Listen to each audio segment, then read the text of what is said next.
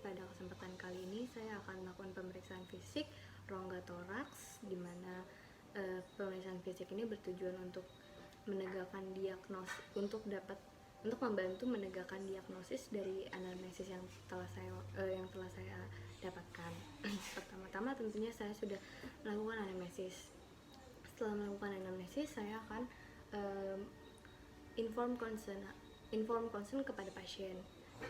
Jadi Kak, saya akan melakukan pemeriksaan fisik, yaitu pemeriksaan fisik rongga toraks. Saya akan menyentuh beberapa bagian dan saya akan menggunakan alat seperti stetoskop. Mungkin rasanya sedikit tidak nyaman, tapi saya akan berusaha untuk meminimalisir ketidaknyamanan tersebut. Jadi apakah Kakak bersedia? Iya. Melakukan pemeriksaan pada pasien, saya akan tepat berada di sebelah kanan pasien dan juga saya akan melakukan cuci tangan rutin.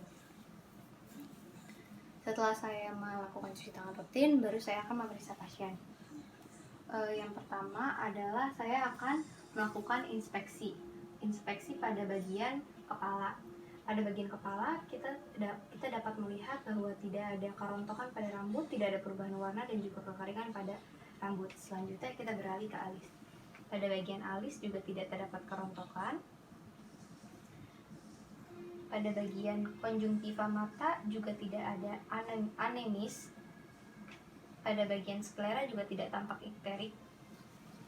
Selanjutnya saya akan memeriksa pada bagian hidung. Pada bagian hidungnya sendiri kita dapat lihat bahwa septum nasinya berada di tengah, yaitu normal. Selanjutnya pada bagian dalam rongga hidung itu sendiri tidak terdapat sekret, tidak terdapat darah dan juga tidak adanya massa serta tidak adanya pernafasan cuping hidung. Kita beralih ke mukosa bibir. Mukosa bibir seperti yang kita lihat sendiri, warna mukosa bibir normal, tidak ada kekeringan, tidak ada warna yang tampak kebiruan atau cyanosis. Sekarang kita akan melihat pada rongga mulut. Pada rongga mulut kita lihat bahwa lidahnya tampak basah, tonsilnya normal atau tidak ada pembesaran. Faring juga tidak terdapat hiperamis. Selanjutnya saya akan melakukan palpasi pada bagian trakea, yaitu melihat bahwa apakah trakeanya di tengah atau tidak. Selanjutnya apakah ada pembesaran pada kelenjar getah bening. Pada kelenjar getah bening, dari beberapa kelenjar getah bening seperti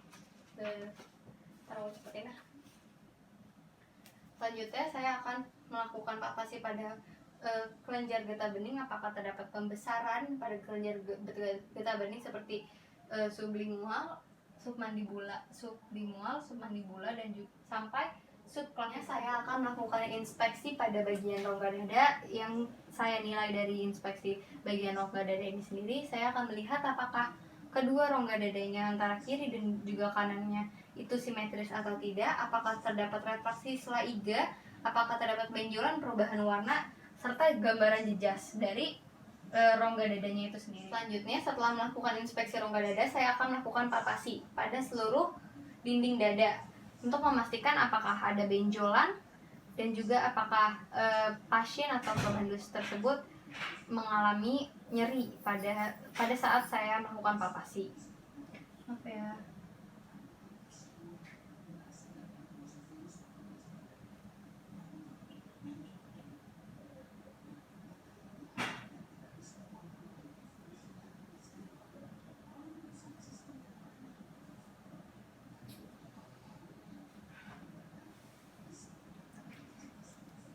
Hasil dari palpasi rongga dada tersebut, pasien tidak terlihat menunjukkan rasa nyeri dan juga tidak terdapat benjolan pada rongga dada. Kedua telapak tangan saya pada anterior dada di 3 tempat, yaitu superior, medial, dan juga lateral. Tarik nafas, buang. Tarik nafas, buang. Tarik nafas. Selanjutnya saya akan melakukan vokal premitus. Yaitu saya akan meletakkan kedua tangan saya di rongga dada dan juga saya akan menyuruh pasien. Saya akan menyuruh pasien untuk berkata 7777 77 77 77 77 77. Hasil dari vokal primitus saya itu sendiri normal antara kiri dan kanan juga sama. Selanjutnya saya akan melakukan perkusi. Pada saat melakukan perkusi pada bagian dada dari atas ke bawah, saya akan melakukan perkusi pada bagian dada atas hingga ke bawah membentuk pola huruf S, serta membandingkan bagian yang kiri dan kanan.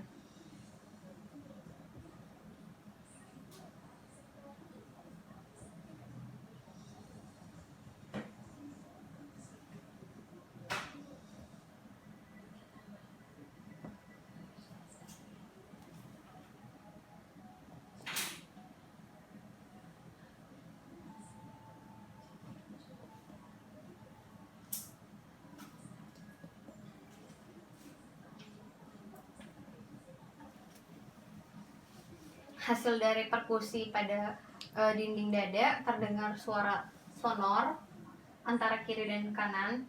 Selanjutnya saya akan melakukan perkusi untuk menentukan batas antara paru bagian kanan seperti yang kita ketahui adalah hepar, dan juga bagian kiri adalah lambung. Bagian kanan saya akan melakukan perkusi untuk menentukan batas antara paru dan juga hepar atau hati. Dan saya akan melakukan perkusi pada bagian sebelah kiri atau sinistra untuk menentukan batas antara paru dengan lambung.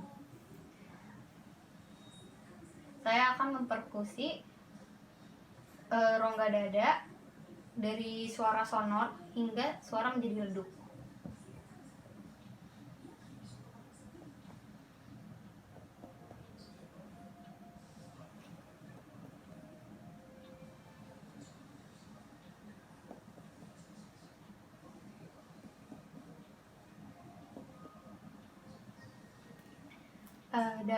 Selanjutnya kita akan menandai batas dari antara bagian paru dengan hepar.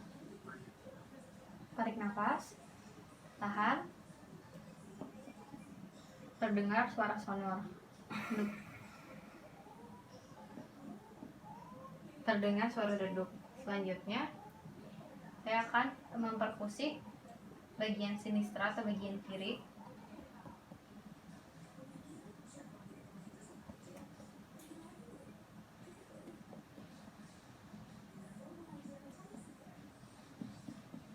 Hingga terdengar suara timpani.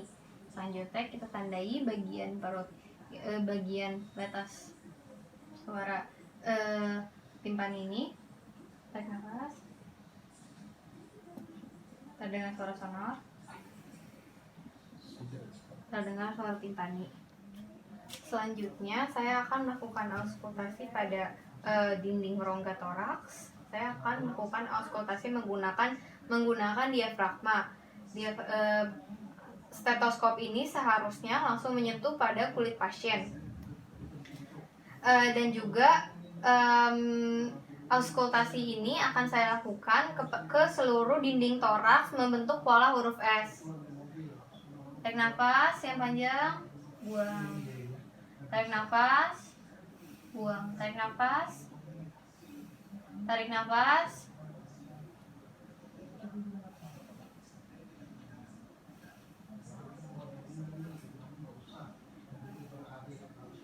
Hasil dari pemeriksaan auskultasi rongga toraks didapatkan suara paru yang vesikuler atau melakukan pemeriksaan fisik rongga toraks pada bagian posterior. Yang pertama yang bisa kita lihat adalah tidak adanya deformitas dari rongga dada bagian posterior, tidak adanya kemerahan, massa dan juga benjolan yang terdapat pada rongga dada bagian posterior. Selanjutnya saya akan melakukan palpasi pada seluruh rongga dada membentuk pola huruf S. Palpasinya ini menyeluruh. Palpasi ini bertujuan untuk melihat apakah terdapat benjolan yang ada pada bagian rongga dada bagian posterior. Selanjutnya setelah melakukan palpasi, kita akan melakukan perkusi. Perkusi yang kita lakukan menyeluruh dari rongga dada bagian kiri dan juga kanan.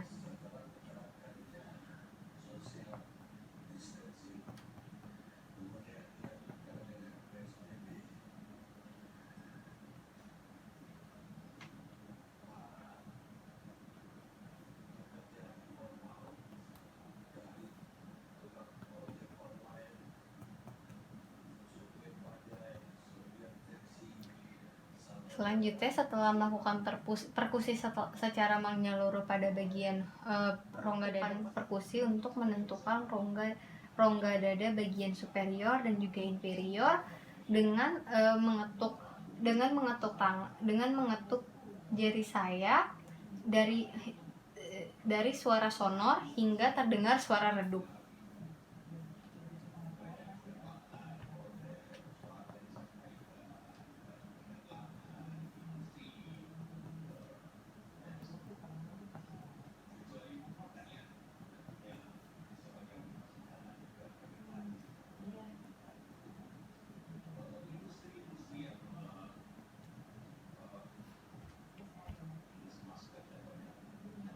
Didapatkan batas antara rongga dada superior dan juga inferior di antara interkostal.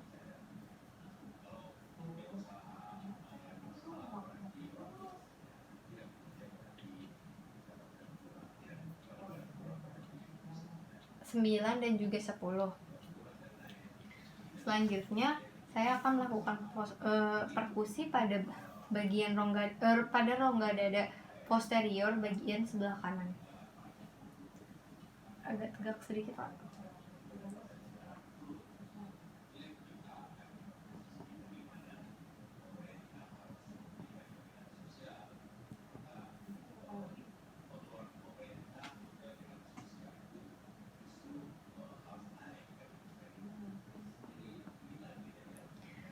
Didapatkan batas antara rongga dada bagian superior dan juga inferior pada sebelah kanan antara interkosta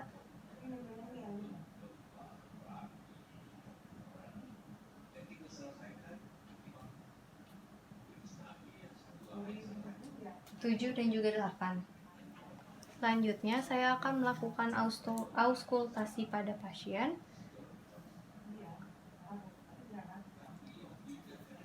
Tarik nafas. Tarik nafas.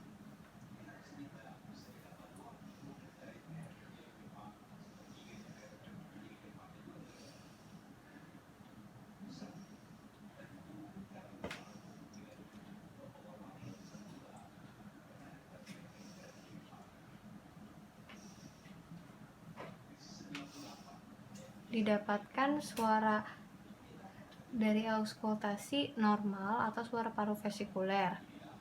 Tidak ada suara nafas tambahan.